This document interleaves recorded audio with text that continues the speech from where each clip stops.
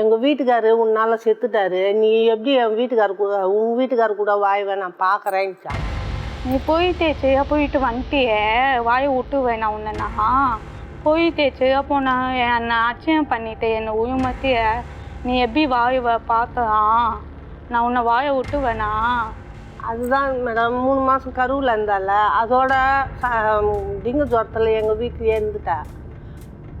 இன்னும் ஏதுன்ட்டு எதுவுமே பார்க்கல மேடம். அவங்க இவளுக்கு மாதமாக அதான் இடுப்பு வலி பட சொல்ல இதில் எக்மோரில் சேர்த்து விட்டு நான் சிசரிங்க்கு கையெழுத்து போட கூப்பிட்றாங்க. எங்கள் அக்கா பையன் என்ன பண்ணா, ஃபோன் பண்ணி ஹரிஷா இப்படி இருக்குது வாப்பான்னா, சரி மாமா நான் வரேன்னு அவன்.